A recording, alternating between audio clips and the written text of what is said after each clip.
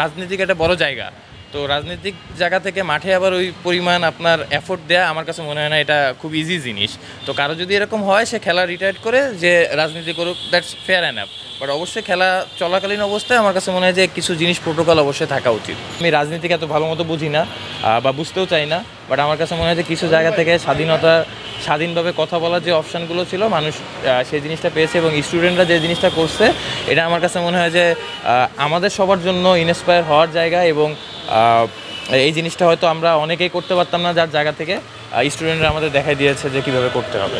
দেখেন, ক্রিকেট বা আমি যদি ওভারঅল স্পোর্টস নিয়ে বলি, কিছু মানুষ আমার কাছে খুবই কোশ্চেন আছে যে অবশ্যই বিসিবিতে অনেক ভালো মানুষ আছে, স্পোর্টসে অনেক ভালো মানুষ আছে, বাট এমন মানুষ আসা উচিত না যারা স্পোর্টসটারে নিয়ে বিজনেস করতে চায়, তাদের পার্সোনাল কোনো এজেন্ডা নিয়ে এখানে আসে।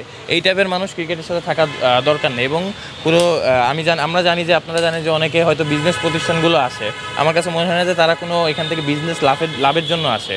সো এমন মানুষ আসা উচিত না যারা স্পোর্টসটারে নিয়ে বিজনেস করতে চায় এবং এখান থেকে তাদের রুজি করে তাদের ফ্যামিলি চালাতে হবে। আমরা ক্রিকেটার, আমরা খেলার মাধ্যমে টাকা পয়সা পাই, আলহামদুলিল্লাহ। আজকে আমার বাড়ি বলেন, গাড়ি বলেন, যেটা হয় ক্রিকেটের মাধ্যমে হয়েছে, এটাই আমার প্রফেশন।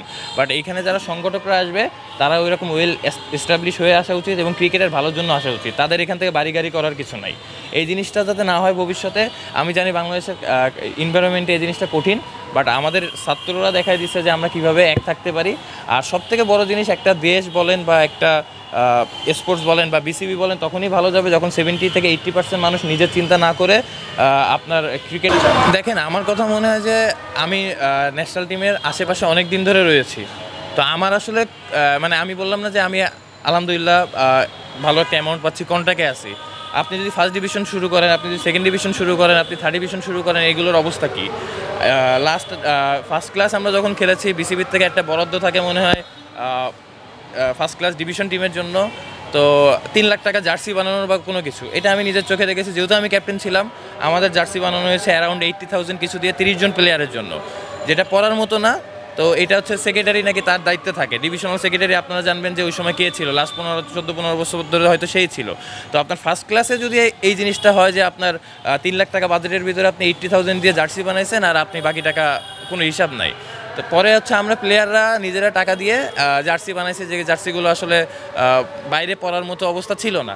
তো এরকম প্রতিটা সেক্টরেই আছে যে যেখানে আসে এই প্রবলেমগুলো ক্রিয়েট হয়। আর ইভেনচুয়ালি আমরা হয়তো প্রবলেম কিছু কম ক্রিয়েট করি, এর কারণে আমরা কথা বলতে চাই না। বাট আলটিমেটলি আমাদের 20 জন 25 জনের বাইরেও তো বিশাল একটা অ্যামাউন্ট প্লেয়ার রয়েছে যারা ভবিষ্যতে দেখে যে হচ্ছে প্রফেশনাল ক্রিকেটার হবে।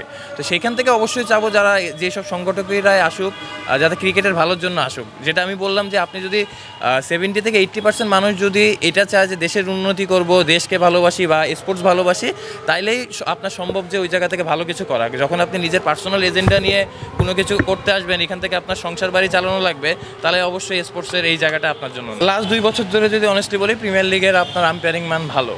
এর আগে তো আপনারাও জানেন যে কিছু জায়গায় আম্পায়ারিং নিয়ে কথা হতো, এবং যেটা লাস্ট 2 বছর ধরে অনেস্টলি যদি বলি আম্পায়ারিংয়ের মানটা অনেক বেশি। আপনাদের ধন্যবাদ দিতে চাই, কারণ মিডিয়ার কারণে, আপনারা বলার কারণে অনেক বেশি একটা প্রপার জিনিসটা আসছে আমার কাছে। আমি যতটুকু জানি, হয়তো আপনারা আমার থেকে ভালো জানবেন, সেকেন্ড ডিভিশন থার্ড ডিভিশন অবস্থায় এই জিনিসটা ক্যামেরাও থাকে না, এত মিডিয়াও থাকে না, ওই জায়গায় জিনিসগুলো অনেক কিছু হয়। তো এই জিনিসগুলো তার প্রসেসের ফল।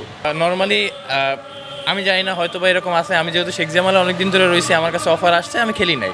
এটার পার্সোনাল ইফেক্ট পরে কিনা আমি জানি না আসলে, কিন্তু জিনিসটা নর্মালি যেহেতু আমি আবহানিতে খেলি নাই বা অন্য কোনো টিমে খেলি না, আমি জানি না এই বিষয় নিয়ে খুব বেশি। বাট অবশ্যই আমি যেটা বললাম যে ক্রিকেটের প্রতিটা ক্ষেত্রে আমাদের উন্নতির অনেক জায়গা রয়েছে, যদি যেই জিনিসগুলো আমরা ওইভাবে এখনও পর্যন্ত করি না। কারণ বাংলাদেশের ক্রিকেট আপনার যে জায়গায় থাকার অবস্থা ছিল, সিচুয়েশন, ওই জায়গায় আমরা নাই। আবহানিতে যারা খেলেছে আমার কাছে মনে হয় যে ওয়েল এস্টাবলিশ প্লেয়াররাই খেলেছে, কারণ যারা ন্যাশনাল টিমে খেলতেছে ওই অনুযায়ী তারা মানে তাদের ওইখানে নিয়ে কোনো কোশ্চেন মার্ক নাই। বাট অবশ্যই কিছু জিনিস হয়তো থাকতে পারে, যে জিনিসগুলো হচ্ছে ইভেনচুয়ালি প্রিমিয়ার লিগেও আপনার অনেক ফ্যাক্টর থাকে, যে মাঠের ফ্যাক্টর, কোন গ্রাউন্ডে খেলা হইতেছে, এই জিনিসগুলো তো সুবিধা, যদি কারো এরকম পাওয়ার থাকে সুবিধা নিতেই পারে, এটা আসলে মানে ওইভাবে বলার কিছু নেই। আমাদের কালচার তো এরকম স্ট্রং না, যার কারণে আপনার একটা প্লেয়ার কোন জায়গায় ব্যাটিং করতেছে, কোন সিচুয়েশনে ব্যাটিং করতেছে, অবশ্যই আমি খারাপ খেলে অনেকবার বাদ পড়ছি, ভালো খেলেও বাদ পড়ছি, ওডিআইতেও ভালো খেলেও বাদ পড়ছি, এগুলো নিয়ে আমার কোশ্চেন নাই। এটা হয়তো বা টিমের ডিসিশন মেকিং, অনেক কিছুর কারণে অনেক কিছু আসতে পারে। বাট ইভেনচুয়ালি আমাদের কালচার আমরা ফলো করি যে আজকে প্রেস বক্সে এটা নিয়ে কথা হচ্ছে, এই প্লেয়ার নিয়ে কথা বলতেছে, পার্টিকুলার পার্টিকুলার আপনি একটা প্লেয়ার, আমাদের হয়তো অ্যাবিলিটি কম থাকতে পারে, বাট আমরা কিন্তু 100% চেষ্টা করি মাঠে, কোনো সময় হয় কোনো সময় হয় না, এটা স্বাভাবিক। তো আজকে হলো না, আমি আজকে একটা ক্যাচ মিস করলাম, তার মানে আমার নিয়ে কথা হচ্ছে, ওইখান থেকে অনেকে বাদ পড়ে যাওয়ার একটা সম্ভাবনা থাকে। এই জিনিসটা আমিও শুনি। সাইম স্যারের মতো মানুষ যারা আছে তারা তো ক্রিকেট ভালোবাসে, এবং আমার কাছে মনে হয় যে এরকম মানুষই আসা উচিত যাদের নিয়ে কোনো আপনার কমপ্লেন নাই বা কোনো বিতর্ক নাই। তো অবশ্যই আমার কাছে মনে হয় যে এরকম ভালো মানুষরা আসবে। ইভেনচুয়ালি আমি যেটা বলছি, এখন বোর্ডেও অনেক ভালো মানুষ আছে যারা হয়তো তাদের কাজ করার সুযোগ পায় নাই, বা ওই সুযোগটা মানে এত মানুষের ভিড়ে হয়তো ওই 4-5 জন মানুষের ভালো কাজের কোনো ভ্যালু গড়ে ওঠে নাই, বাট অবশ্যই তারাও হয়তো এরকম সুযোগ পেলে ভালো কাজ করবে। এবং যেটা আমি খুব ভালো করে বলতে চাই যে ক্রিকেটের এই জিনিসটা যাতে আমরা স্পোর্টস বলেন বা ক্রিকেট বলেন, আমরা যাতে বিজনেস হিসাবে কেউ না আসি, কোনো সংগঠক এইভাবে না আসে যে এটা আমাদের বিজনেস করার অনেক সেক্টর আছে। স্পোর্ট জগৎটা হচ্ছে বিজনেস না। এখন দেখবেন ম্যাক্সিমাম, যদি আমি এখানকার কথা না বলি, আমাদের নিচেও যারা আছে, ডিভিশন বলেন, ডিস্ট্রিক্ট বলেন, সবাই যে ইলেকশন করে এইটা হয়, রাজনীতি নিয়ে আমি এত কথা বলতেছি না, সব রাজনৈতিক মানুষরা এই জায়গায় আসতেছে। তো তাদের এখানে থাকার জন্য